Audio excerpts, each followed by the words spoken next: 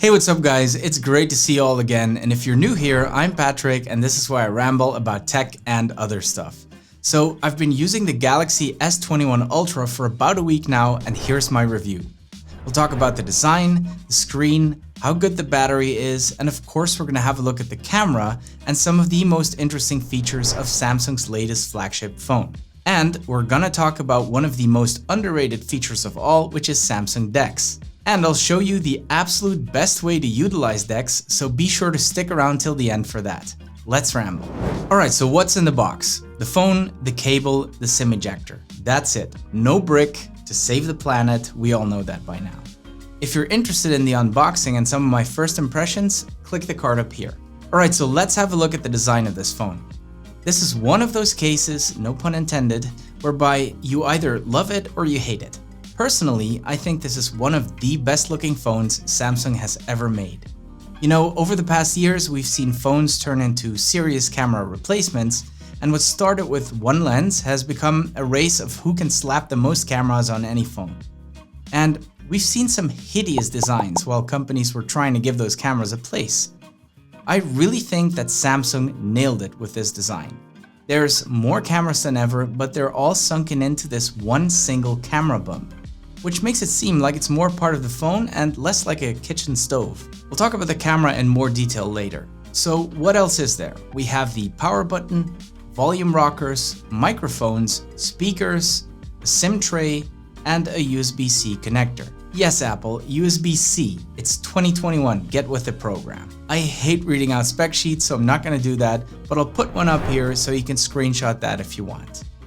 We'll talk about some of the key specs in relevant parts of the video, starting with the screen. Now, this is a Samsung phone, and screens are kinda Samsung's thing, so we expect greatness, and we got greatness. This is a fantastic, ultra bright 1500 nits WQLED Plus screen.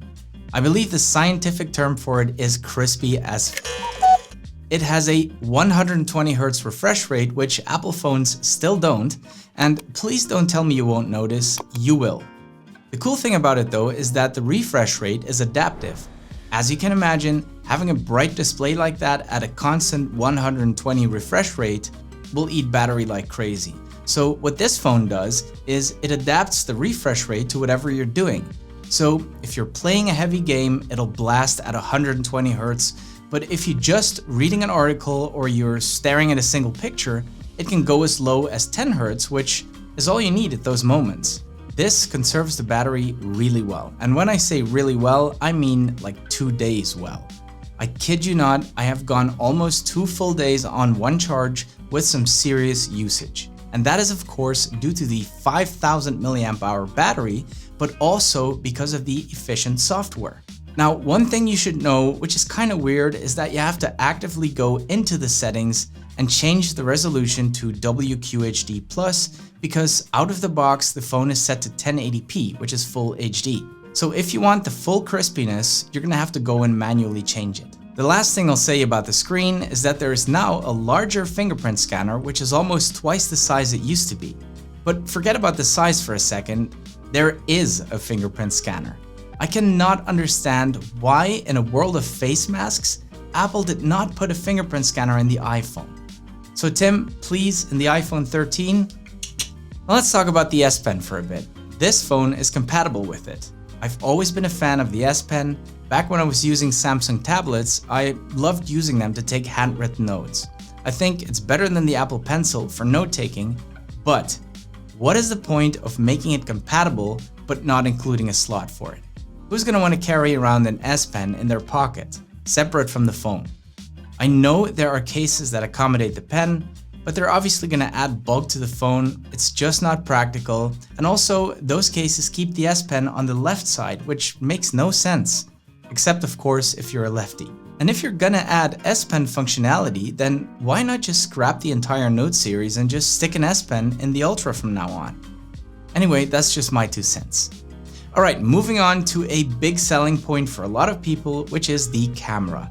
It has a massive 108 megapixel sensor, which is more than twice as much as the Canon R5 that I'm using to film myself. Of course, it's apples and oranges, but still, that's a lot of megapixels. It has a 12 megapixel ultra wide, a 108 megapixel wide camera, and 2 telephoto lenses, one 10x optical zoom and one 3x optical zoom, both at 10 megapixels. The last circle on the back is a laser autofocus sensor. Flip it over and you've got a 40 megapixel selfie camera. The selfie camera can shoot 4K video at 30 and 60 frames per second, which is pretty impressive for any camera, let alone a selfie camera on a phone. The standard wide-angle lens can shoot 4K 60 and up to 8K 24 frames. The zoom on the lenses is pretty impressive, and I have to say pretty clean too. I love that you can use the ultra-wide lens to take macro shots. Now, I'm a video guy, so I care more about the video capabilities of the cameras. I mentioned the specs earlier, and they're good, as you might expect from a high-end phone, but what I really do love is Samsung's director's view, which is almost like a little production room. You can see what the image would look like on each of the cameras, and then switch between them seamlessly, which makes it look like you're using multiple cameras. Well, technically you are, but you know what I mean. Now finally, I want to talk about Samsung DeX. I'm surprised to see so many reviews skipping right past it. Samsung DeX has come a long way, and it's a very cool feature, especially if you don't own a tablet or you want to have something light to work on when you're on the move. I used to love Samsung DeX on my old Galaxy Tab S4.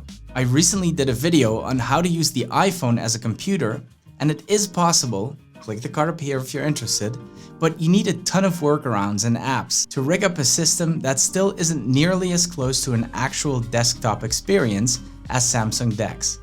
All you need is a USB-C to USB-C cable or an adapter depending on which monitor you're trying to use. I promise to show you the best way to utilize DeX, and that's where this portable touchscreen from Andy Cine comes in.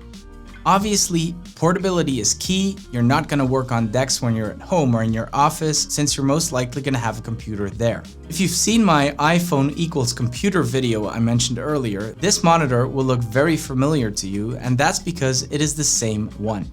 But with one huge difference, and that is that with Android, this can actually be used as a touchscreen monitor. That was not possible with the iPhone, which essentially just makes it an external screen. But Android allows the touchscreen functionality to work, and so now we have a 13-inch fully portable touchscreen running DeX. And get this, it is powered entirely by your phone, which means you literally only need one single USB-C to USB-C cable to run this thing. And since the Ultra has that beefy 5K mAh battery, it won't have a problem powering this bad boy for quite a while. I'll do a separate video on Samsung DeX in combination with this screen, so please be sure to hit subscribe and smash that notifications bell so you know when that's up. But for now, let's just agree this is pretty awesome. Alright guys, there you have it. Am I switching back to Android? No, because I'm on a Mac and I'm on an iPad Pro, and some of the iOS apps I really like are not available on Android. But let me tell you, if I was gonna switch back, this would definitely be my device of choice. Guys, thank you so much for watching, and see you in the next one.